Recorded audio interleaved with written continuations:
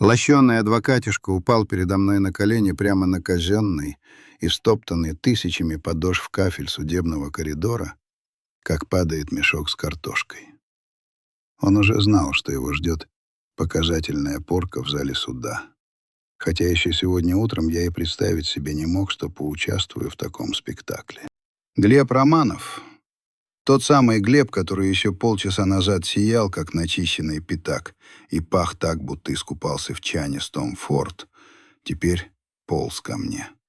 Его безупречный итальянский пиджак цвета моренго жадно впитывал грязь с пола, ту самую неистребимую московскую грязь, смешанную с реагентами, талым снегом и хлоркой, которой уборщица безуспешно пыталась смыть человеческое горе. «Лев Андреевич», — хрипел он, хватая воздух ртом, как выброшенная на берег рыба. «Профессор, я не знал. Я, ей-богу, не знал». Он тянул ко мне руки. Руки ухоженные, с маникюром.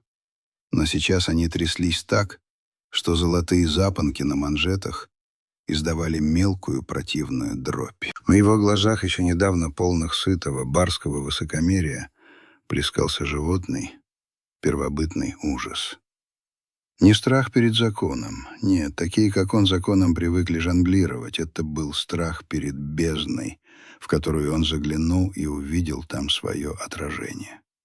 Я смотрел на него сверху вниз, тяжело опираясь обеими руками на свою старую трость с набалдашником в виде львиной головы. Мои пальцы, узловатые, перевитые синими венами, сжимали дерево до белизны. В этом коридоре, под гудение люминесцентных ламп, которые мигали, как нервный тик, мы застыли в странной мизансцене. Успешный адвокат на коленях перед дряхлым стариком в потертом пальто. «Встаньте, Романов!» Мой голос прозвучал сухо, как треск ломающейся ветки. «Не пачкайте брюки. Вам в них еще, возможно, на допросы ходить». Я отвел взгляд. Смотреть на падение человека всегда неприятно, даже если этот человек — подлец. Особенно, если этот человек — подлец. Потому что в этот момент ты понимаешь, как тонка грань между хозяином жизни и дрожащей тварью. Но чтобы вы поняли, как мы оказались в этой точке невозврата, мне придется отмотать пленку назад. В то утро, когда я, старый дурак, решил, что моя жизнь кончена и осталось только доживать, Москва просыпалась тяжело, с похмельной неохотой. За окном моей сталинки на Ленинском проспекте висела та особенная, беспросветная ноябрьская хмарь, которую иностранцы называют «депрессион», а мы — просто погодой. Небо лежало на крышах домов тяжелым, мокрым, ватным одеялом, придавливая город к земле. Было 8 утра, но темнота за стеклом стояла такая, будто солнце навсегда обиделось на этот город и решило больше не всходить. Я лежал в кровати, слушая тишину. В моей квартире тишина была не пустой. Она была густой, настоянной на запахе старых книг, пыли и волокордина. Тишина — собеседник, тишина — обвинитель. 5 лет назад, когда не стало Верочки, эта тишина пыталась меня задушить. Она заползала в уши, давила на грудь. Но человек — существо ко всему привыкающее. Со временем мы с тишиной заключили пакт о ненападении. Я не включаю телевизор, чтобы не пускать в дом истеричные голоса ведущих, а она позволяет мне думать. Колено ныло. Старая травма, полученная еще в 70-х на лыжне в Карпатах, всегда безошибочно предсказывала снегопад. «Ну что, Лев?» — прошептал я в темноту. «Сюрге амбула. Встань и иди». Подъем — это целая спецоперация. Сначала сесть, спустить ноги на холодный паркет. Я ненавижу тапочки. Этот атрибут стариковской капитуляции. Переждать головокружение, сердце стукнуло раз, другой, пропустило такт, потом забилось ровно, но глухо, как мотор старой «Волги», который еще тянет, но уже просит капитального ремонта. Я прошел на кухню. Здесь царил идеальный, почти хирургический порядок, какой бывает только у одиноких мужчин, привыкших к самодисциплине. Ни одной лишней крошки на столе. Чашка вымыта и перевернута на полотенце. На стене тикали часы с кукушкой. Подарок аспирантов выпуска 85-го года. Кукушка давно охрипла и замолчала, но маятник продолжал качаться, отмеряя время, которого у меня оставалось все меньше. Я поставил чайник на плиту. Газ вспыхнул синим цветком. Я смотрел на огонь и думал о том, что сегодня мне предстоит поездка в пенсионный фонд. Очередная бюрократическая нелепость. Какая-то справка, какой-то перерасчет, сбой в системе, как сказала мне по телефону девушка с голосом робота. «Вам нужно подъехать лично, Лев Андреевич. Подтвердить, что вы живы. Подтвердить, что я жив». Звучало как издевательство. Я Лев Андреевич Соколовский. Доктор юридических наук, профессор. Человек, чьи монографии по римскому праву и гражданскому процессу до сих пор стоят на полках в библиотеках от Калининграда до Владивостока. Я учил судей Верховного суда. Я когда-то спорил с министрами, доказывая, что буква закона мертва без духа справедливости. А теперь я должен ехать через полгорода, чтобы доказать девочке в окошке, что я все еще копчу это небо. Чайник свистнул, возвращая меня в реальность. Я заварил чай, крепкий, черный, как деготь, без сахара. С возрастом сладкое стало казаться приторным.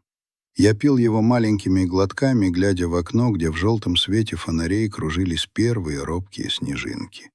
Они падали в черную жижу на асфальте и мгновенно умирали. «Вот так и мы», — вслух сказал я. «Падаем и таем, и остается только слякоть». На кухонном столе лежала раскрытая книга. Томик Марка Аврелия. «Делай, что должен, и свершится, чему суждено». Хорошая фраза. Красивая. Только вот что я должен? Доживать? Не быть обузой? Исправно платить коммуналку? Я почувствовал прилив той самой русской тягучей тоски. Тоски не от слабости, а от понимания масштаба всеобщего равнодушия. Мы построили мир, где удобно заказывать еду нажатием кнопки, где деньги перелетают со счета на счет за секунду, но где человек человеку стал функцией. Абонент, клиент, пользователь. Не душа, а ID. Я начал собираться. Этот ритуал был для меня священным. Я не мог позволить себе выйти на улицу в том виде, в каком сейчас ходят многие пенсионеры. В бесформенных куртках, в стоптанных ботинках, с выражением вечной обиды на лице. Нет. Я достал из шкафа белую рубашку. Воротничок был уже не новым, слегка потертым на сгибе, но накрахмаленным до хруста. Гладил я сам, старым чугунным утюгом, который Верочка хотела выбросить еще в 90-х. Брюки со стрелками, жилет. Галстук я выбирал долго, словно шел не в казенное учреждение, а на лекцию. Выбрал темно-синий, строгий. Сверху драповое пальто, тяжелое, советского пошива. Сейчас таких не делают. Сейчас все — синтепон, пух, нейлон, одноразовые вещи для одноразовых людей.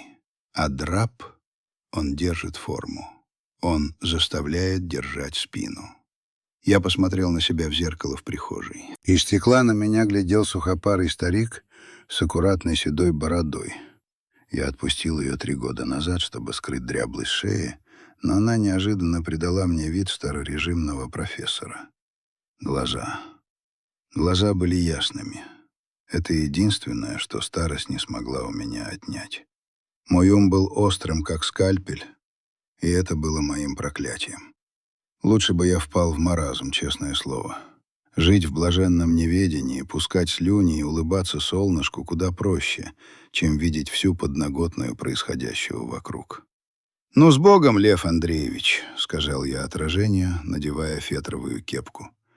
«Пойдем доказывать системе, что мы существуем». Я взял трость. Рукоять, отполированная моей ладонью за годы, привычно легла в руку. Это была не просто палка для ходьбы. Это было мое оружие, мой скипетр, мой позвоночник.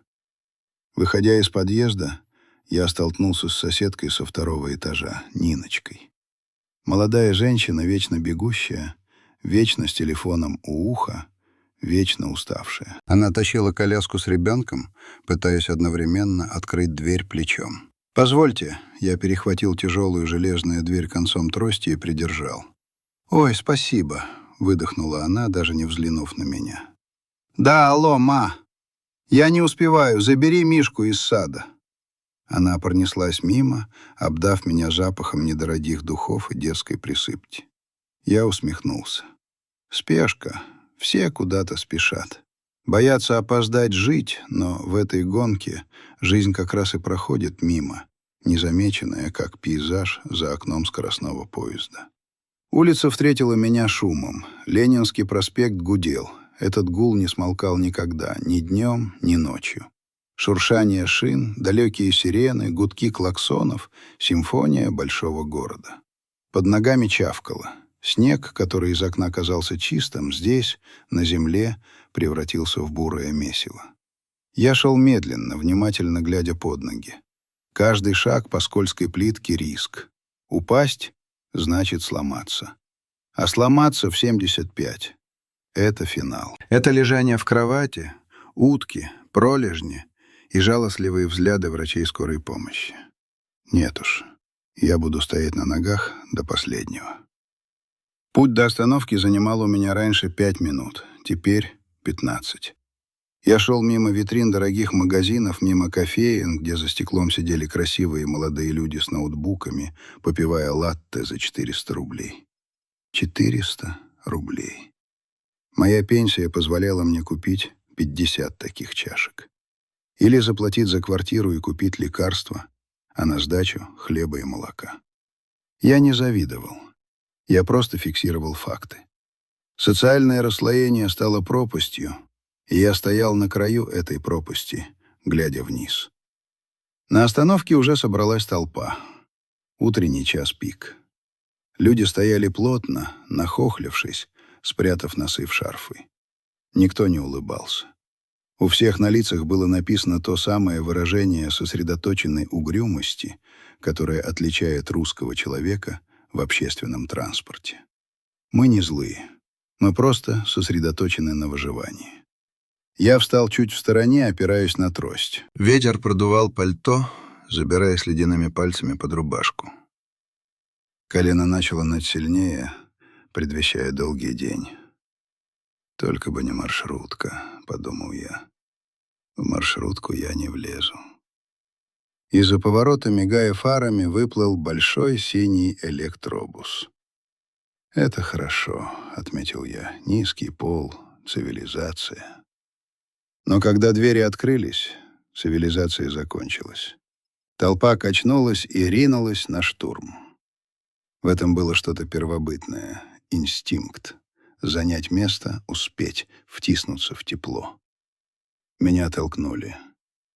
Какой-то парень с рюкзаком, даже не заметив, задел меня плечом так, что я пошатнулся и едва не выронил трость. «Осторожнее!» — крикнул я, но мой голос утонул в шуме города и шарканье ног. Никто не обернулся. Я вздохнул, перехватил трость поудобнее и, собрав волю в кулак, шагнул в душное, пахнущее мокрой шерстью нутро автобуса. Я еще не знал, что этот шаг станет началом самой важной судебной речи в моей жизни. Внутри автобус напоминал батискаф, потерявший управление и медленно опускающийся на дно Марианской впадины. Дно московского утра. Двери за моей спиной с шипением сомкнулись, отрезав нас от холодного воздуха улицы. Но легче не стало. Наоборот. Здесь царил свой особый микроклимат. Густая влажная духота, пропитанное запахами мокрых пуховиков, дешевого табака, чьих-то резких духов и всеобщего, молчаливого раздражения. Люди стояли плотно, плечом к плечу, но при этом каждый был заключен в невидимую капсулу отчуждения. Я втиснулся в узкий проход, стараясь никому не наступить на ногу, и тут же почувствовал, как автобус дернулся, набирая ход. Мое больное колено отозвалось резкой, простреливающей болью, будто кто-то вогнал туда раскаленный гвоздь. Я стиснул зубы, перенося вес на здоровую ногу и крепче сжимая трость. Рука в перчатке скользила по влажному поручню. Напротив меня на сиденьях, предназначенных для пожилых людей и инвалидов, развернулась типичная картина городского равнодушия. У окна сидел грозный мужчина лет 40, уткнувшись в смартфон. Он играл в какие-то цветные шарики, и его палец монотонно, гипнотически скользил по экрану. Рядом с ним, широко расставив ноги, дремал парень в строительной робе, надвинув шапку на глаза. Никто из них меня не видел. Вернее, они видели, периферийным зрением фиксировали наличие старого человека с палкой, но их мозг мгновенно блокировал этот сигнал, чтобы не тревожить совесть. В современном городе совесть — это рудимент, вроде аппендикса. Пользы никакой, а воспалиться может в самый неподходящий момент. Я смотрел в запотевшее окно, по которому стекали грязные слезы конденсата, и пытался отвлечься от боли, считая пролетающие мимо фонарные столбы. 1, 2, 3. «Садитесь, пожалуйста». Голос прозвучал так неожиданно тихо и мягко, что я не сразу понял, что обращаются ко мне. Он был чужеродным элементом в этом гуле моторов и людского ворчания. Я обернулся. С сиденья поднималась женщина. На вид ей было около 40, может, чуть меньше, но усталость, лежавшая тенью под ее глазами, добавляла ей лет 5. Она не была красавицей в глянцевом понимании этого слова. В ней не было той агрессивной, сделанной красоты, которой сейчас полна Москва. Ее лицо было простым, русским, открытым, с мягкими чертами, но сейчас оно казалось застывшей маской печали. Она была одета чисто, но до боли скромно. Бежевое пальто, явно купленное не в этом сезоне и даже не в прошлом, я заметил аккуратно заштопанную дырочку на манжете. Вязаный шарф, обернутый вокруг шеи, скрывал дешевую водолазку. Но больше всего меня поразили ее руки. Когда она взялась за поручень, уступая мне место, я увидел эти руки совсем близко.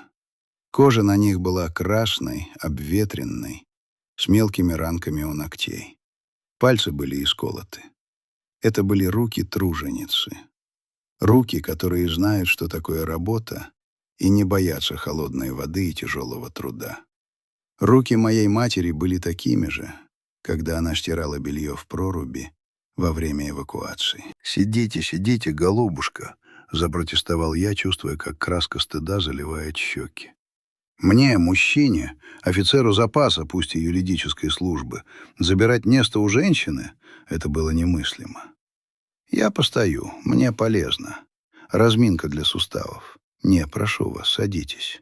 Она улыбнулась, и эта улыбка на мгновение преобразила ее лицо, сделав его светлым, почти девичьим. Но в уголках глаз залегла такая глубокая горечь, что мне стало не по себе. «Вам нужнее.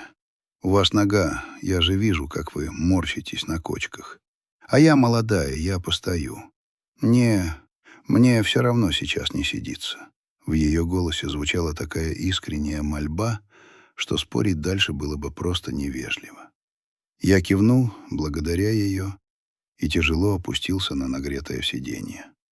Боль в колене начала медленно отступать, сменяясь тупой пульсацией. «Спасибо вам, дочка», — сказал я, глядя на нее снизу вверх. «Редко сейчас встретишь такое воспитание.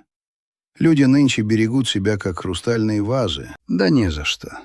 Она отмахнулась, поправляя сумку на плече. Сумка была старая, из кожзаменителя, Ручки потерлись и начали шелушиться. Просто у меня папа такой же был. Тоже с палочкой ходил. Всегда говорил: ноги болят, зато душа не хромает. Я усмехнулся. Мудрый был человек ваш папа. Был, эхом отозвалась она и отвернулась к окну. Автобус дернулся и встал. Пробка. Ленинский проспект задыхался в утреннем тромбе. Мы стояли в правом ряду, зажатые между огромным самосвалом и бетонным отбойником. Я наблюдал за своей спасительницей. Она стояла рядом, держась за поручень, и ее пальцы нервно перебирали ремешок сумки. Она была здесь, в автобусе, но мыслями находилась где-то очень далеко. И судя по тому, как дрожали ее губы, место это было не самым приятным. Она напоминала натянутую струну, которая вот-вот лопнет. «Вы на работу едете?» — спросил я, нарушая неписанное правило московского транспорта «не лезь в душу попутчику». Мне просто нужно было отвлечь ее. Я видел, если она сейчас не заговорит, она заплачет. Она вздрогнула, словно очнулась от кошмара. «Нет», — она покачала головой, — «в суд». Слово упало между нами, тяжелое и холодное, как булыжник. «В суд?» — я поправил кепку, чувствуя, как внутри просыпается мой профессиональный инстинкт. Старый боевой конь услышал звук трубы. «Свидетелем? Если бы...» — она горько усмехнулась, глядя в пол. «Ответчиком. Развод у меня сегодня». «Понимаю», — мягко произнес я. «Дело житейское, хоть и неприятное. Имущество делите? Делить там нечего». Она вдруг посмотрела мне прямо в глаза, и я увидел в них столько отчаяния, что мне стало страшно. Вернее, есть чего, но муж сказал, что я ничего не получу. Он сказал, что я пыль под его ногами, что он меня создал, он меня и уничтожит. Создал. Какое знакомое слово. Слово «маркер». Так говорят только нарциссы, возомнившие себя маленькими богами в своих офисных кабинетах. «Ваш муж, он кто? Бизнесмен? Чиновник?» — спросил я осторожно. «Юрист», — выдохнула она. «Адвокат. Партнер фирмы. Глеб Романов. Может, слышали? Он теперь известный.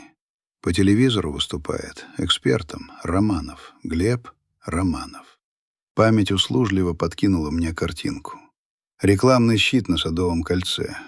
Самодовольное лицо с белозубой улыбкой. Слоган: «Мы выигрываем войны, а не просто суды». И еще одно воспоминание, более давнее, смутное. Университетская аудитория, начало 2000-х. Студент с бегающими глазами, который пытался сдать мне курсовую, скачанную из интернета, и доказывал, что это его авторское видение. «Кажется, слышал», — медленно произнес я. «И он угрожает вам?» «Он не угрожает, он обещает», — поправила она. «Он сказал: у меня судьи друзья, прокуроры-собутыльники. Ты выйдешь из суда голой и босой, Лена, и еще должна останешься за судебные издержки». В этот момент наш автобус качнуло, и по левому борту раздался низкий, утробный рык мощного двигателя. «Смотрите!» — вдруг вскрикнула она, прижавшись лицом к стеклу. «Это он!» Я посмотрел в окно. По выделенной полосе, нагло игнорируя правила, пробирался огромный черный внедорожник. Mercedes-Benz G-класс. Гелендваген. Символ власти и безнаказанности на российских дорогах.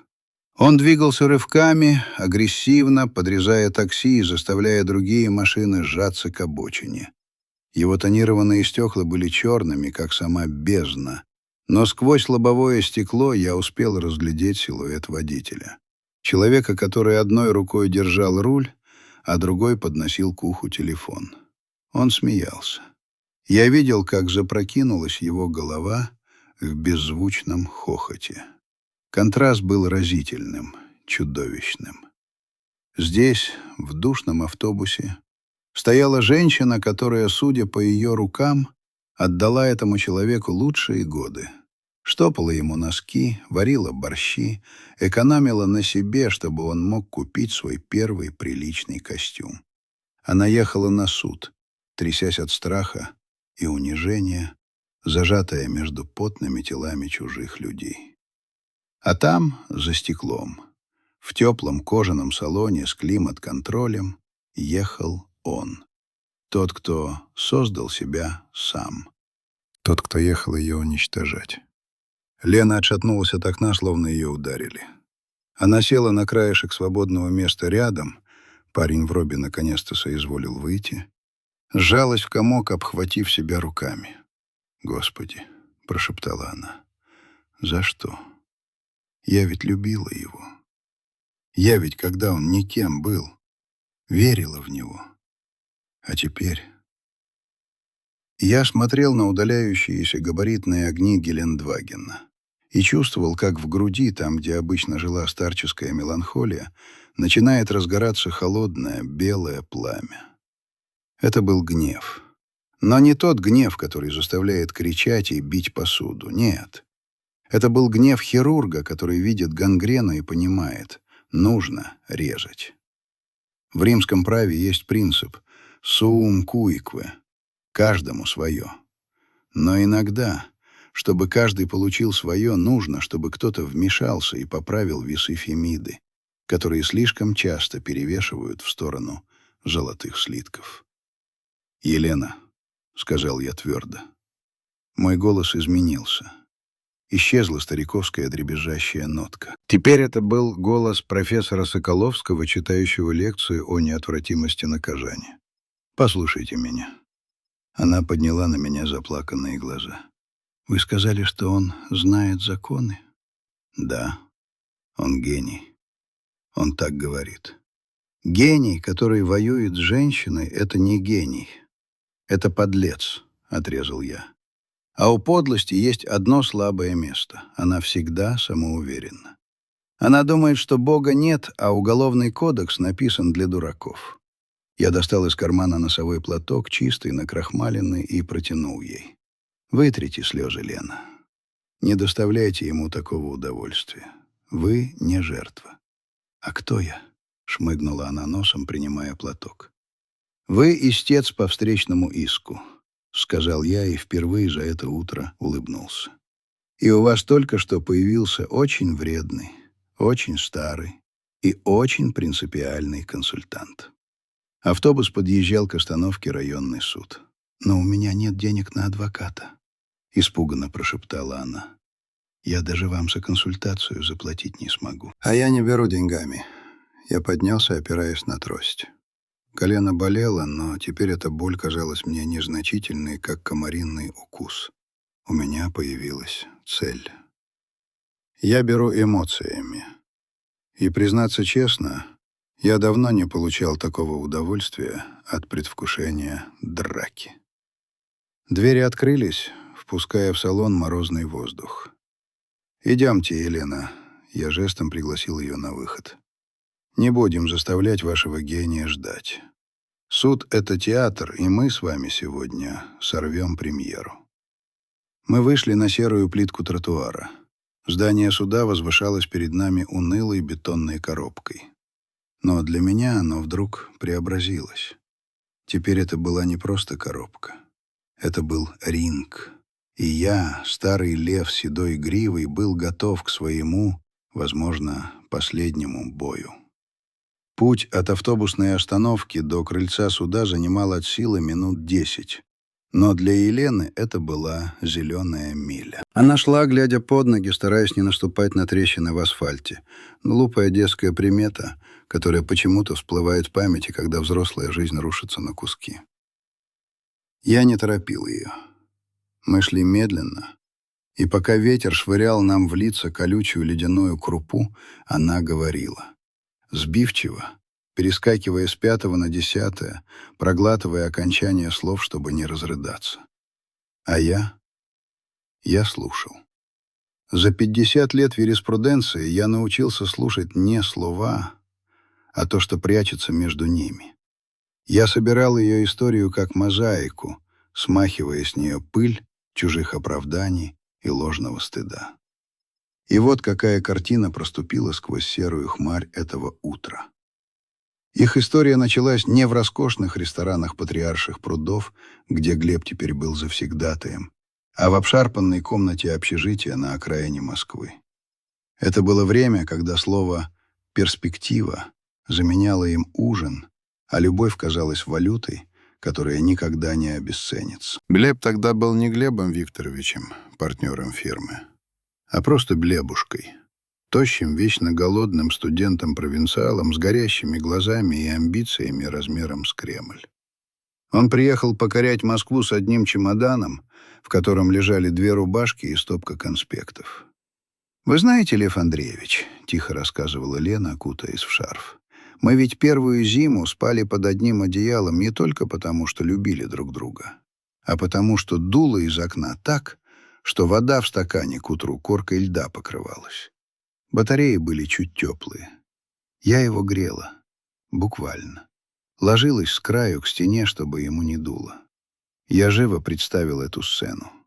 Узкая скрипучая кровать с панцирной сеткой, запах жареной картошки на сале, въевшейся в обои, стопка книг на подоконнике. И она, молодая, румяная, полная сил, которая укрывает собой своего гения. Лена не училась на юриста. Она была технологом швейного производства. У нее были золотые руки и простая, понятная мечта. Семья, дети, уютный дом. Но Глеб заразил ее своей мечтой.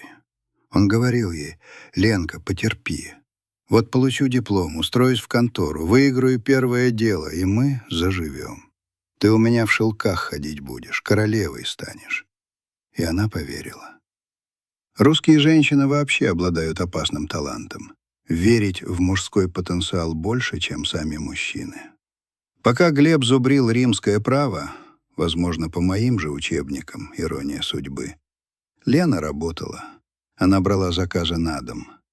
Днем смена в ателье, где она подшивала брюки капризным клиентам, а ночью — частные заказы. Я посмотрел на ее руки. Теперь я знал историю этих шрамов. Это были следы от иголок швейной машинки, старого Подольска, который грохотал по ночам, как пулемет. Под этот грохот Глеб спал, набирая сил перед экзаменами. «Я ему первый костюм купила», — вдруг сказала она, остановившись посреди тротуара. «На защиту диплома.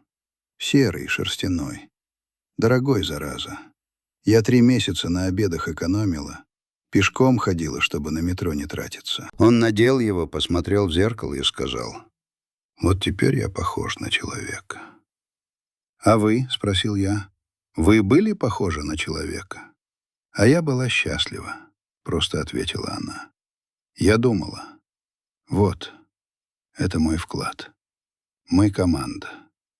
Команда». Если бы она знала, что в корпоративном праве партнеров меняют, как только они перестают приносить прибыль. Потом начался его подъем. Медленный, но верный. Глеб был хватким. У него не было совести, но было обаяние и умение нравиться нужным людям. Он устроился стажером, потом младшим юристом. Деньги появились не сразу. Первые пару лет он приносил домой копейки, объясняя это тем, что работает на репутацию. И Лена продолжала тянуть лямку. Она готовила ему судочки с домашней едой, чтобы он не тратился в столовой. Она гладила ему рубашки в час ночи, чтобы утром он выглядел с иголочки. А потом деньги пошли. Сначала ручеек, потом река. И вот тут случилась та самая метаморфоза, которую я наблюдал сотни раз. Деньги, как лакмусовая бумажка, проявили суть. Глеб начал стыдиться. Сначала он перестал брать с собой судочки с котлетами. В офисе засмеют: «Лена, мы заказываем ланч из ресторана». Потом он перестал рассказывать ей о делах. «Ты не поймешь, там сложно, это не выкройки строить». А потом он перестал брать ее с собой. Был корпоратив. Голос Лены дрогнул. 3 года назад. Новый год. Фирма сняла ресторан в Москва-Сити. Я так готовилась. Платье сшила сама, бархатное, красивое. прическу сделала. А он пришел домой, посмотрел на меня и сказал: «Лен, ты извини, но там формат такой, закрытый, только сотрудники. Жен не приглашают». Я знал этот формат. Жены там были. Только это были другие жены. Ухоженные, тюнингованные, умеющие вести светскую беседу ни о чем и бокалом просекко в руке. А Лена с ее натруженными руками и глазами, полными преданности, в этот формат не вписывалась. Она была живым напоминанием о его бедном прошлом, о дырявых носках, об общаге, о запахе дешевого мыла. Глеб хотел стереть это прошлое, а значит, нужно было стереть и Лену. «Он начал меня переделывать», — продолжила она, и мы снова двинулись к суду. «Говорил, сходи к косметологу, убери морщины. Что ты одеваешься, как училка? Купи что-то брендовое». Я пыталась. Честно пыталась. Но я не умею носить эти вещи так, как он хочет. Я чувствовала себя чучелом в золотой клетке. Развязка наступила месяц назад. Глеб просто пришел домой. В квартиру, которую они выбирали вместе, но которую он, как выяснилось, хитро оформил на свою мать и положил на стол конверт. «Он даже не сел», — сказала Лена. Стоял в прихожей, в пальто, не разуваясь. Сказал: «Лена, мы выросли. Точнее, я вырос. А ты осталась там, в 2005-м. У нас разные орбиты. Я встретил женщину своего уровня. Своего уровня». Как же я ненавижу эту фразу. Уровень человека определяется не балансом на карте, а способностью не быть сволочью. Но Глебу этого не объяснишь. Он сказал: «Я дам тебе неделю на сборы. Забирай свои тряпки, швейную машинку и уезжай. Квартира мамина, машина на фирме. Денег я тебе не дам, ты молодая, заработаешь. Считай, что я тебя содержал все эти годы за красивые глаза, но контракт истек». Она замолчала. Мы уже стояли у массивных дверей суда. Над входом висела табличка с часами работы, но для Лены это были часы обратного отсчета ее жизни. «Я пыталась с ним поговорить», — прошептала она, глядя на дверную ручку. Спросила: «Глеб, а как же мы? Как же все, что было?» А он рассмеялся, сказал: «Ты мыслишь категориями дешевых мелодрам, а я мыслю активами. Ты — неликвидный актив, Лена. Ты амортизировалась». Я почувствовал, как мои пальцы на рукояти трости сжались так, что дерево жалобно скрипнуло. Амортизировалась. Он применил к живой женщине, к своей жене, бухгалтерский термин. Он списал ее в утиль, как старый ксерокс. В этот момент я понял, что сегодня в зале суда я буду судить его не по гражданскому кодексу. Я буду судить его по законам человеческим, которые выше любых кодексов. Он думал, что знает право. О, он знал буквы, но он забыл, что правосудие — это меч. И сегодня этот меч окажется в руках того, кто умеет им владеть. Я повернулся к Елене. Ветер трепал выбившуюся прядь ее волос. Она выглядела маленькой, испуганной птичкой на фоне этой гранитной глыбы правосудия. Но я видел в ней то, чего не видел слепой нарцисс Глеб. Я видел стержень. Тот самый, на котором держалась вся их жизнь, пока он играл в великого человека. «Елена», — сказал я, беря ее за локоть, — «посмотрите на меня». Она подняла глаза. «Запомните одну вещь. Срок исковой давности на подлость не распространяется. Сегодня мы проведем инвентаризацию его активов. И поверьте мне, старому профессору, результаты его очень удивят». Я толкнул тяжелую дверь тростью. «Прошу вас, входите. Пришло время платить по счетам. Не деньгами, Лена, судьбами».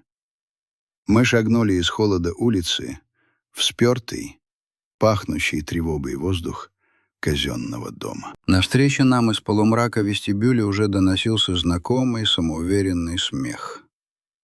Глеб Романов был там, окруженный свитой, сияющий и неприкасаемый.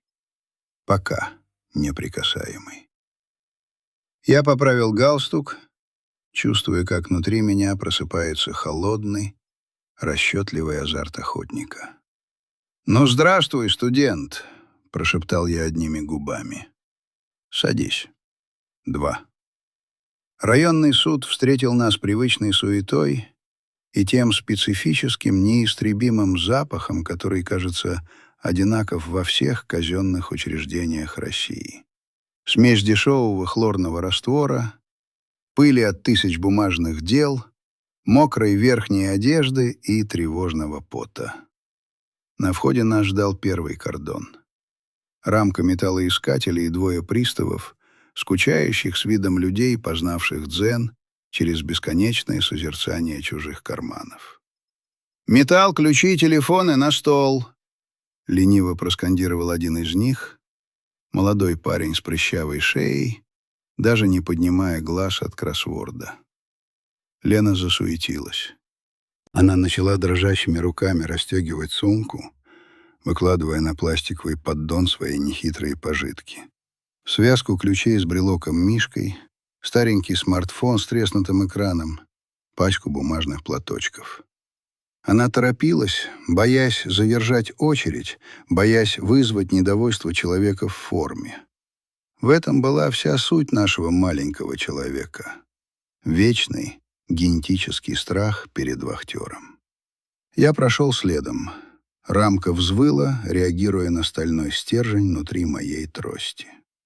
«Дед, ты что, с оружием?» — хохотнул пристав, наконец-то оторвавшись от журнала. «Исключительно с холодным», — спокойно ответил я, выкладывая на стол свои часы.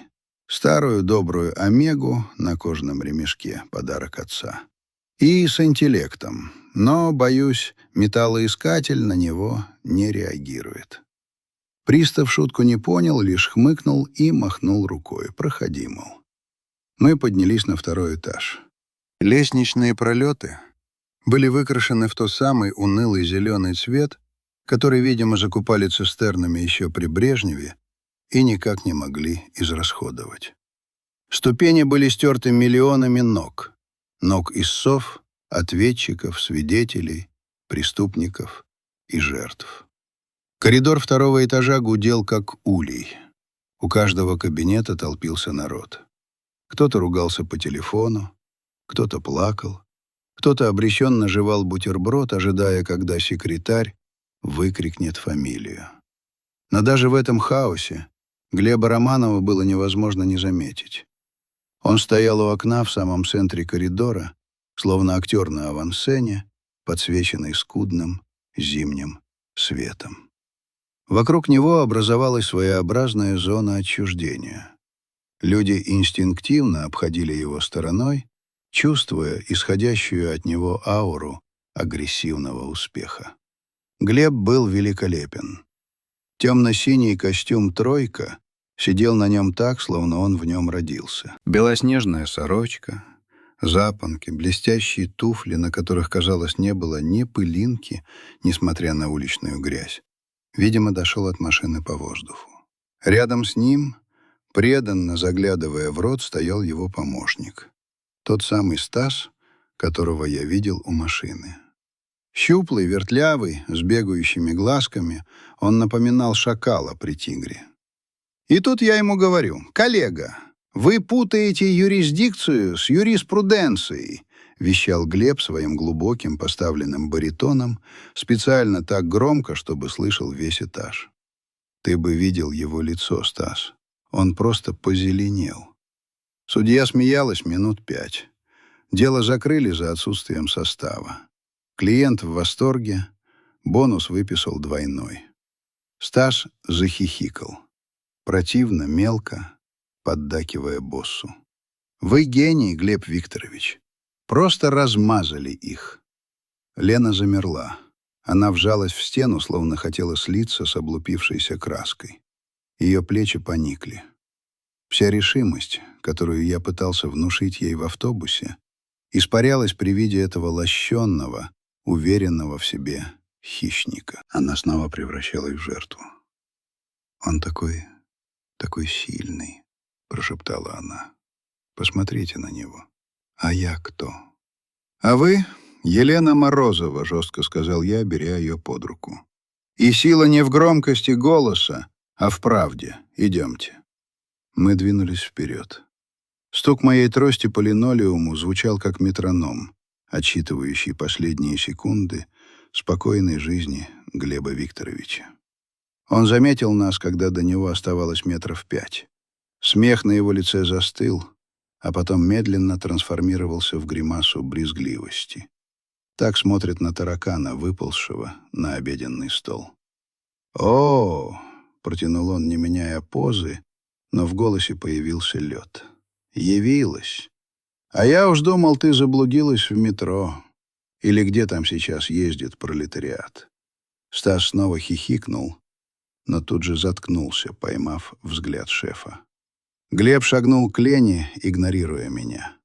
Я для него был просто стариком, случайным прохожим, может быть, дедушкой, которого она притащила для моральной поддержки. Пустое место. «Лена», — сказал он тихо, но так, что каждое слово резало, как скальпель. «Зачем ты пришла? Мы же все обсудили. Я предлагал тебе по-хорошему. Тихо, мирно. Подпиши бумаги и живи своей маленькой жизнью. Зачем ты позоришь меня?» «Я не позорю», — голос Лены дрожал, но она все-таки подняла глаза. «Я просто хочу справедливости, Глеб. Квартира. Мы же вместе на нее копили. Я работала». «Работала?» — Глеб рассмеялся. Это был злой, лающий смех. «Ты называешь это работой? Твои копейки не покрывали даже бензин для моей машины. Лена, очнись.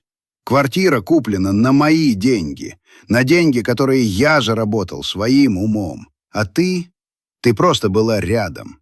Функция, обслуживающий персонал, и срок твоей службы истек. Посмотри на себя. Ты в зеркало сегодня смотрела? Ты же моль. Серая, скучная моль в дешевом пальто». Лена пошатнулась, как от удара. Слезы, которые она сдерживала все утро, брызнули из глаз. Вот оно, классическое психологическое насилие. Уничтожить самооценку, растоптать, заставить поверить в собственную ничтожность, чтобы жертва сама, добровольно, отдала все, лишь бы этот кошмар прекратился. «Молодой человек», — произнес я, спокойно, размеренно, громко.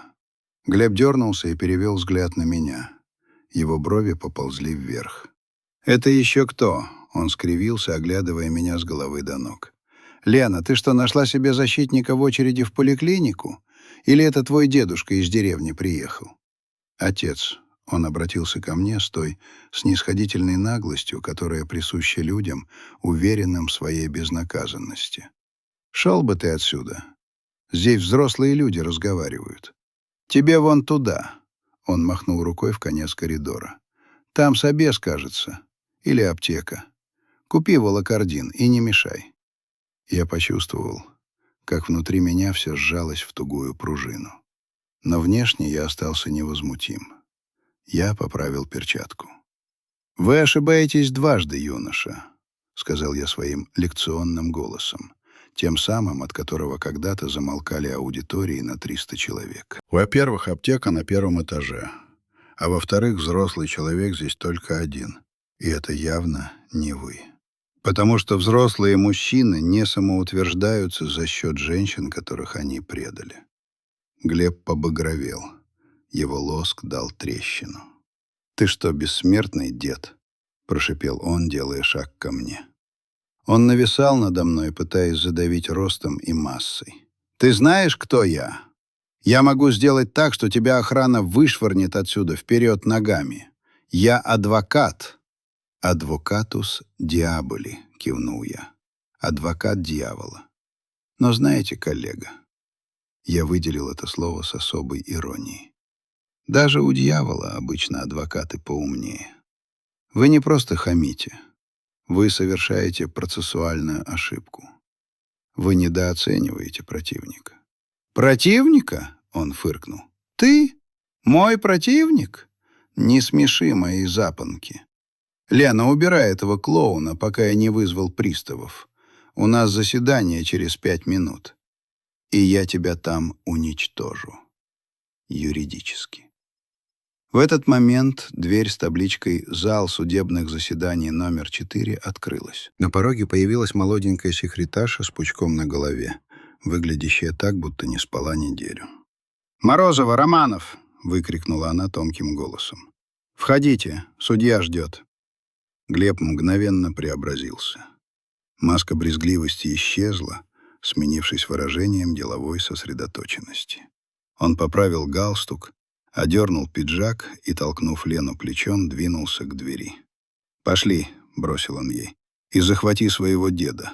Пусть посмотрит, как работают профессионалы. Посмеется перед смертью». Он скрылся за дверью. Стас семенил за ним. Лена стояла, прижав руки к груди. Она дрожала. «Лев Андреевич», — прошептала она, — «я не могу. Я не пойду. Он прав. Он уничтожит меня. У него язык подвешен. У него документы. А у меня только вы». «А этого, Леночка, более чем достаточно», — я положил ладонь ей на плечо. «Он думает, что идет на казнь. Но он не знает, что плаха приготовлена для него». Я посмотрел на тяжелую дверь, обитую дерматином. За ней решалась судьба. И за ней меня ждало прошлое. «Выше нос, Елена», — скомандовал я. «Вспомните отца. Душа не хромает. Мы сейчас войдем туда, и вы увидите фокус. Фокус исчезновения надутого индюка». Я толкнул дверь тростью. Она поддалась с тяжелым протяжным скрипом. Мы переступили порог. Зал заседаний номер 4 напоминал аквариум, в котором давно не меняли воду. Воздух здесь был стоячим, плотным, пропитанным пылью судебных архивов и электрическим гудением старого системного блока. Окна были плотно зашторены жалюзи, сквозь щели которых пробивался серый, мертвенный свет ноябрьского дня, расчерчивая потертый паркет полосатыми тенями. Судья уже сидела на своем месте. Женщина неопределенного возраста, скрытая за бруствером из папок с делами и монитором. На ней была черная мантия, одежда, которая должна придавать величие, но на ее сутулых плечах она висела, как траурный балахон. Лица я пока не видел. Она что-то ожесточенно печатала, даже не подняв головы на звук открывшейся двери. «Истец-ответчик, проходите, садитесь», — бросила она механическим, лишенным интонации голосом. «Секретарь, кто явился?» Глеб прошествовал к столу истца так, словно выходил на подиум в Милане. Он швырнул на столешницу кожаную папку, звук получился весомым, дорогим, и картинно расстегнул пиджак. Стас, его верный оруженосец, тут же суетливо разложил перед шефом бумаги и ручку Монблан. Все движения Глеба кричали: «Я здесь хозяин. Это мой спектакль, а вы все — массовка». Лена села напротив на краешек стула, сжав колени. Она казалась маленькой серой фигуркой на фоне этой агрессивной уверенности. Я устроился сзади, на первом ряду скамей для публики. Деревянное сиденье жалобно скрипнуло под моим весом. Глеб недовольно дернул щекой, но оборачиваться не стал. Для него я перестал существовать в ту секунду, как мы вошли в зал. Я был деталью интерьера, старым вешалкой в углу. «Слушается дело о расторжении брака и разделе совместно нажитого имущества», пробубнила судья, наконец оторвав взгляд от экрана. «Истец Романов, поддерживаете требования?» Глеб встал. Ох, как он встал. Расправил плечи, выставил подбородок, сверкнул запонками. «Уважаемый суд», — его голос заполнил все пространство зала, Бархатный, уверенный, гипнотический. Мы поддерживаем исковые требования в полном объеме. Более того, Ваша честь, я хотел бы сразу пояснить позицию стороны ИССА, чтобы сэкономить драгоценное время суда. Он сделал паузу, давая возможность насладиться своим тембром. Моя, с позволения сказать, супруга, претендует на раздел недвижимости и транспортных средств. Однако, Ваша честь, давайте обратимся к фактам, а не к женским фантазиям. Квартира на Кутузовском проспекте была приобретена на средства, любезно предоставленные моей матерью, пенсионеркой, которая копила их всю жизнь. Договор дарения денежных средств приложен к делу. Автомобиль марки «Мерседес» находится в лизинге на юридическое лицо. Счета, на которые ссылается ответчица, давно пусты в связи с тяжелой экономической ситуацией на рынке. Он говорил гладко, как лилась вода из крана. Ложь, упакованная в красивые юридические формулировки, звучала почти как правда. Ответчица же, Глеб бросил на Лену короткий, уничижительный взгляд, за 10 лет брака не внесла в семейный бюджет ни копейки, сопоставимые с нашими расходами. Ее вклад ограничивался, скажем так, бытовыми услугами. Но, Ваша честь, при всем уважении к институту брака, борщ не является конвертируемой валютой при покупке элитной недвижимости. В зале повисла тишина. Лена опустила голову еще ниже. Ее плечи вздрагивали. Глеб методично, слой за слоем, снимал с нее кожу, выставляя ее нахлебницей, паразитом, ничтожеством. Судья сняла очки и потерла переносицу. Ей было скучно. Она видела такие драмы по 10 раз на дню. «Ответчик», — устало произнесла она, — «у вас есть возражения? Документы, подтверждающие ваши доходы? Расписки? Чеки?» Лена молчала. Она пыталась что-то сказать, открывала рот, но из горла вырывался только сиплый всхлип. У нее ничего не было. Глеб — профессионал. Он зачистил все хвосты, уничтожил все улики их совместной финансовой жизни. Юридически она была гола. Глеб победоносно улыбнулся. «Молчание — знак согласия, Ваша честь. Я полагаю, мы можем переходить к прениям и решению. Я даже готов по доброте душевной оплатить ответчице такси до места ее новой прописки. В общежитии. И вот тут я понял. Пора». Трость глухо ударила об пол. Бам! Звук был сухим и резким, как выстрел. Я тяжело поднялся, опираясь на резную рукоять. Боль в колене стрельнула, но я загнал ее усилием воли куда-то на задворки сознания. Сейчас во мне говорила не старость. Во мне говорил закон. «Прошу прощения за вмешательство, высокий суд». Мой голос был хриплым, старческим, но в нем звенели стальные нотки, которые я не использовал уже лет 20. Но мне кажется, истец в своем блестящем, я бы даже сказал, театральном выступлении упустил пару незначительных деталей. Например, статью 34 Семейного кодекса и такое старомодное понятие, как добросовестность. Судья вскинула голову. Ее мутные от усталости глаза вдруг сфокусировались. Она поправила очки, щурясь в полумрак зала, пытаясь разглядеть фигуру, вставшую из тени. Глеб резко развернулся. Его лицо пошло красными пятнами гнева. «Ваша честь!» — взвизгнул он, теряя весь свой лоск. «Кто пустил сюда этого сумасшедшего? Это закрытое заседание! Приставы, выведите постороннего!» «Я не посторонний юноша», — спокойно ответил я, делая шаг вперед и выходя на свет. «Я представитель ответчицы по устному ходатайству. Или вы забыли часть 6 статьи 53 ГПК РФ? Полномочия могут быть определены в устном заявлении. Елена, вы доверяете мне?» Лена, ошарашенная, посмотрела на меня мокрыми глазами и, словно утопающая за соломинку, ухватилась за мой взгляд. «Да», — выдохнула она, — «я доверяю Льву Андреевичу». «Льву Андреевичу?» — переспросила судья. Ее голос дрогнул. Глеб этого не заметил. Он был слишком занят своей истерикой. «Какой еще Лев Андреевич?» — орал он, брызгая слюной. «У него нет ордера, у него нет доверенности, это какой-то маразматик с улицы. Ваша честь, я требую удалить его из зала за неуважение к суду. Я буду жаловаться в коллегию. Силентиум!» — вдруг рявкнула судья так, что задребезжали жалюзи на окнах. Глеб поперхнулся воздухом.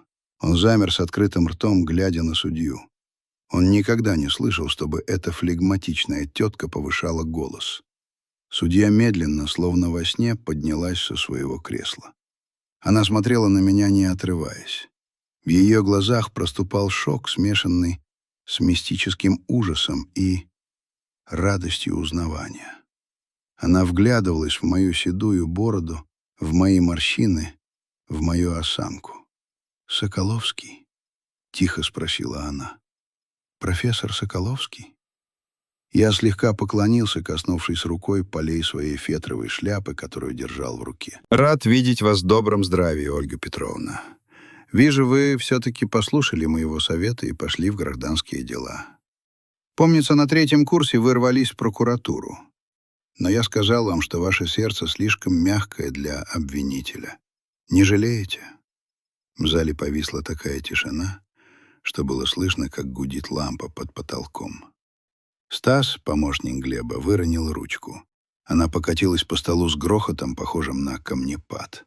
Глеб медленно перевел взгляд судьи на меня, потом обратно. На его лице отразился сложный мыслительный процесс. Его мозг, заточенный на поиск выгоды и связей, лихорадочно сопоставлял файлы. Соколовский. Лев Андреевич. Учебник на 1-м курсе. Гражданское право. Общая часть. Автор Л.А. Соколовский. Легенда. Патриарх. Человек, чьи ученики сидят в Верховном суде и в Конституционном. Член квалификационной коллегии судей. Почетный, но все же. Спесь сползала с лица Глеба кусками, как штукатурка с фасада аварийного дома. «Ольга Петровна», — продолжил я, подходя ближе к судейскому столу. Теперь я игнорировал Глеба, я говорил с равной. Я тут послушал сказки господина Романова про маму-пенсионерку. Занимательная беллетристика, но я уверен, что если мы сейчас, прямо в рамках этого заседания, сделаем запрос в Росфинмониторинг о движении средств по счетам его уважаемой матушки, мы найдем там следы не накоплений с пенсии, а транзакций от фирм-однодневок, которые ваш бывший супруг, Елена, обслуживал в те годы. Я повернулся к Глебу. Он был бледен, как полотно. А это уже, Глеб Викторович, не гражданско-правовой спор. Это статья 174 Уголовного кодекса. Легализация денежных средств, приобретенных преступным путем. Срок до 7 лет. И, разумеется, лишение статуса адвоката. Пожизненно. Я блефовал. Частично. Я не знал номеров счетов, но я знал таких людей. Они всегда оставляют следы, потому что считают себя умнее всех. Глеб расстегнул ворот рубашки, ему стало жарко. Пот выступил на его лбу крупными каплями. Это необоснованные обвинения, клевета. Судья Ольга Петровна медленно села обратно. Теперь она смотрела на Глеба не как на успешного коллегу, а как на нашкодившего школьника. Или, что хуже, как на подсудимого. «Истец!» — ее голос стал ледяным, металлическим. «Вы настаиваете на версии с матерью. Я предупреждаю вас об уголовной ответственности за фальсификацию доказательств в суде. И учтите, — она кивнула в мою сторону, — теперь за чистотой процесса следит Лев Андреевич. Вы хоть понимаете, кто стоит перед вами?» Глеб рухнул на стул. Ноги его больше не держали. Его мир, хрустальный замок из лжи, дорогих брендов и чувства неуязвимости пошел трещинами. Он понял, его дружба с судьями, его связи, его деньги — Вся эта пыль перед авторитетом человека, который учил этих судей быть судьями. «Лев Андреевич», — пролепетал он, — может быть, мы погорячились. Может быть, есть пространство для диалога». Я подошел к нему вплотную. Навис над ним, чувствуя запах его страха, который перебивал даже аромат дорогого парфюма. «Пространство для диалога, Глеб Викторович, закончилось в тот момент, когда вы назвали свою жену Молью. Теперь у нас есть только пространство для капитуляции». Я обернулся к Лене. Она сидела, прижав руки к рту, и смотрела на меня, как на сошедшего с небес архангела с мечом. «Елена, доставайте тот позорный листок, который он подсунул вам вчера. Проект мирового соглашения». Она дрожащими пальцами вытащила из сумки мятый лист. Я взял его, пробежал глазами. Имущество остается за истцом. Ответчик отказывается от претензий. С сухим резким треском я разорвал бумагу пополам, потом еще раз, и бросил обрывки на стол перед Глебом. Они упали, как белый снег, на его черную папку. «Мы будем писать новое соглашение», — сказал я тихо, но так, что каждое слово вбивалось в голову Глеба, как гвоздь. «Прямо сейчас, здесь, под протокол, и условия буду диктовать я». Глеб поднял на меня глаза. У них больше не было наглости. Там была мольба. «Лев Андреевич, не губите. Карьера». «Карьера?» — переспросил я с усмешкой.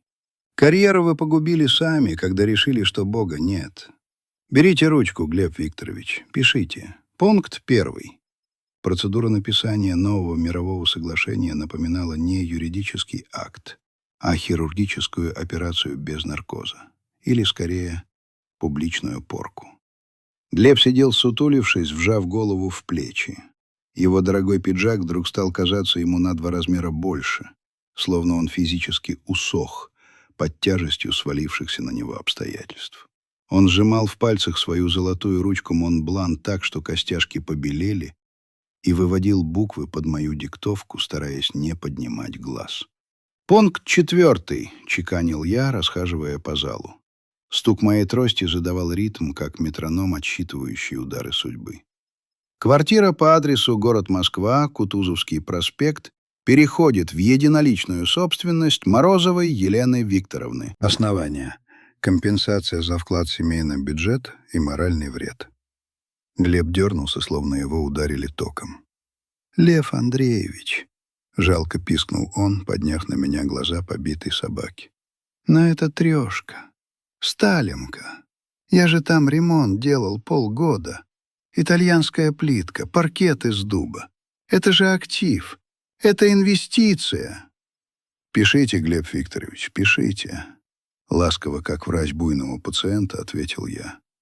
«Ремонт — дело наживное. Плитка трескается, паркет истирается.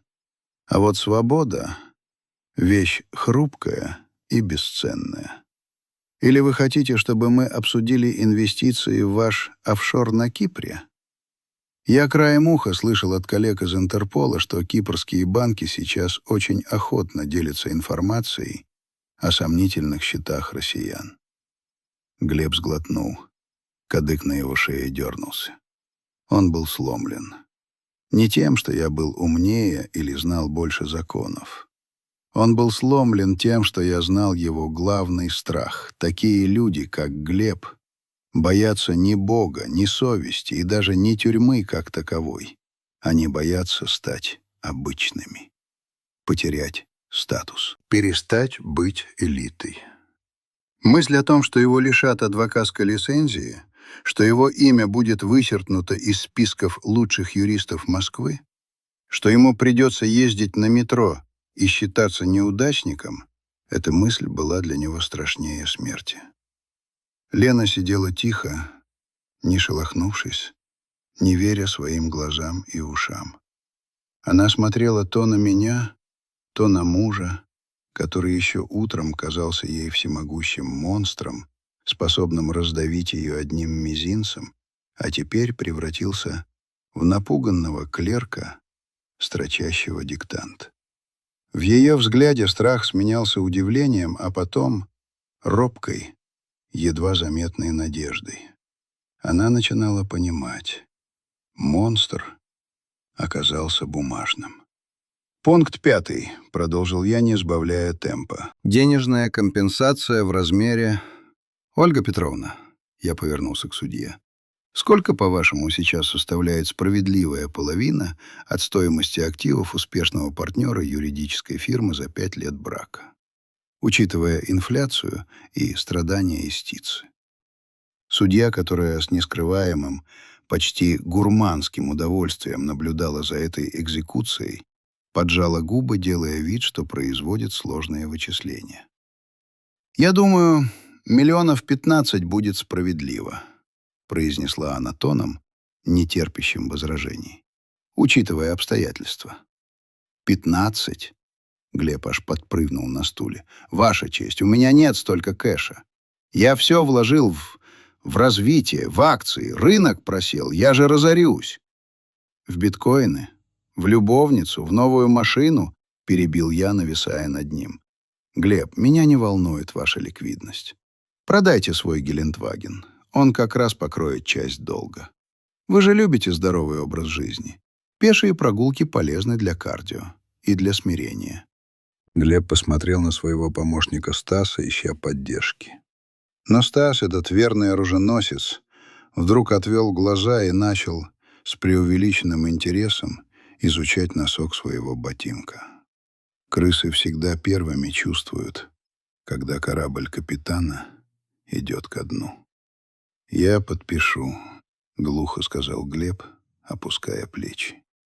«Я все подпишу. Только не губите. Лев Андреевич, я же ваш ученик. Я лекции ваши слушал, я конспекты писал». «Плохо слушали», — отрезал я. «Если бы слушали хорошо, знали бы главный принцип. Jus est ars boni et equi. Право есть искусство добра и справедливости, а вы превратили его в искусство наживы и унижения». Когда последняя подпись была поставлена, и судья утвердила мировое соглашение ударом деревянного молотка, этот звук прозвучал для Глеба как контрольный выстрел. Мы вышли в коридор. Заседание закончилось. Лена держала в руках копию определения суда, прижимая ее к груди как величайшую драгоценность. Она была свободна, и она была богата. По крайней мере, материально. Но главное, она вернула себе себя. И вот тут, в пустом гулком коридоре, нервы Глеба не выдержали. В зале суда он еще держался на остатках адреналина, но здесь, в тишине, его накрыло осознанием масштаба катастрофы.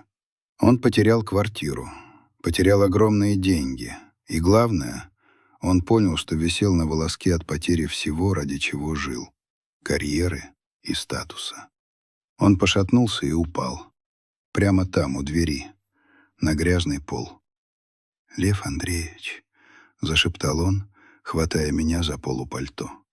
Слезы потекли по его холеному лицу, смешиваясь с потом. «Спасибо. Спасибо, что не дали ход. Я все понял. Я клянусь. Я все понял. Я исправлюсь». Я посмотрел на него сверху вниз. Вот она, та самая сцена. Коленопреклоненный король жизни. Мне не было его жаль. Жалость — это теплое чувство.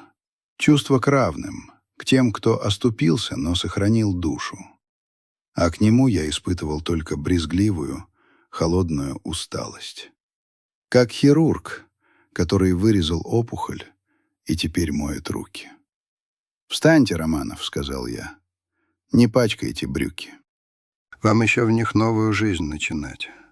И запомните, это не я вас помиловал. Это ваша жена вас пожалела». Глеб поднял заплаканное лицо на Лену. «Лена», — прохрипел он. «Она ни слова не сказала, когда я называл суммы», — продолжил я. «Она могла бы потребовать больше. Она могла бы согласиться на уголовное дело. и была бы права. Но она — человек. А вы, Глеб Викторович, пока только заготовка человека. Очень дорогая, в красивой упаковке, но пустая внутри. Я с силой выдернул полупальто из его липких пальцев. «Идемте, Елена. Здесь становится душно». Мы пошли к выходу. Я слышал, как сзади Стас пытается поднять своего шефа, что-то бормоча. Но Глеб продолжал сидеть на полу, раздавленный собственной ничтожностью. Мы вышли на улицу. И город изменился. Москва уже не казалась такой серой и враждебной. С неба повалил снег. Крупный, пушистый.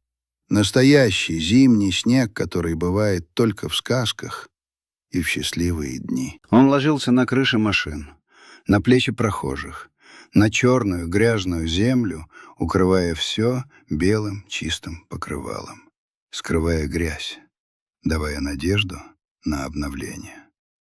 Лена остановилась на верхней ступени крыльца. Она вдохнула морозный воздух полной грудью, словно впервые за 10 лет, и разрешили дышать. «Лев Андреевич», — она повернулась ко мне. Снежинки путались в ее ресницах, таяли на щеках, смешиваясь со слезами. Но теперь это были другие слезы. Слезы очищения. «Я не знаю, как вас благодарить. Вы спасли меня. Вы просто ангел». «Ну что вы, Леночка». Я улыбнулся, чувствуя, как отпускает боль в коленях, как уходит усталость. «Какой я ангел? У ангелов крылья и нимбы, а у меня только радикулит, подагра и скверный характер. Я просто старый юрист, который очень не любит, когда сильные обижают слабых. Это, знаете ли, нарушает баланс Вселенной». Она порывисто обняла меня, крепко, по-детски уткнувшись лицом в мое колючее пальто. От нее пахло дешевым стиральным порошком и морозом. Самый честный, самый настоящий запах на свете. «Куда вы теперь?» — спросил я, когда она отстранилась, вытирая лицо варежкой. «Домой», — она улыбнулась, и эта улыбка осветила ее лицо, сделав ее снова молодой и красивой. Той самой девушкой, которая когда-то верила в любовь. В свою квартиру. В первый раз в жизни в свою. А вы? Я посмотрел на часы. Пенсионный фонд был открыт еще 2 часа. Справка о том, что я жив. А я прищурился, глядя на летящий снег. А я, пожалуй, все-таки доеду до пенсионного фонда. Надо же им объяснить, что меня еще рано списывать со счетов. Что мы еще повоюем. Она рассмеялась. Звонко, чисто. «Лев Андреевич, а можно? Можно я вас провожу? Или давайте зайдем куда-нибудь. Тут рядом пельменная есть. Настоящая, советская. Я угощаю. У меня теперь, кажется, есть деньги». Я посмотрел на суету города, на поток машин, среди которых где-то затерялся черный Гелендваген с несчастным водителем. И подумал, что пенсионный фонд может подождать еще день. Или 2. Или вечность. Потому что жизнь, она не в справках. Она вот здесь, в горячих пельменях, в падающем снеге, в благодарных глазах спасенного человека. «Пельменная?» — переспросил я, чувствуя, как просыпается аппетит. «Со сметаной и с уксусом», — подмигнула она, — «и с черным перцем». «Ну, если с уксусом», — я галантно подставил ей локоть, — «тогда ведите, коллега, возражений не имею. Суд удаляется на совещание. В пельменную». Мы медленно спустились по ступеням, оставляя позади запах хлорки и страха. А впереди была зима. Впереди была жизнь. Сложная, несправедливая, порой жестокая, но все-таки удивительная жизнь. Эпилог. Снег над Москвой. Мы сидели у окна в маленькой пельменной, где пахло лавровым листом и тестом. За окном мела метель, заметая следы, заметая боль, заметая прошлое. Лена рассказывала мне о своих планах. Открыть свое маленькое ателье, шить платья для обычных женщин, чтобы они чувствовали себя королевами. А я слушал ее и думал о том, что Россия держится не на законах, не на нефти и не на громких лозунгах. Она держится вот на таких женщинах, на их терпении, на их умении прощать. И на том, что иногда, в самый темный час, в переполненном автобусе, кто-то все-таки уступает место старику. И пока это происходит, мы живы. Ius est ars boni et aequi. Искусство добра и справедливости.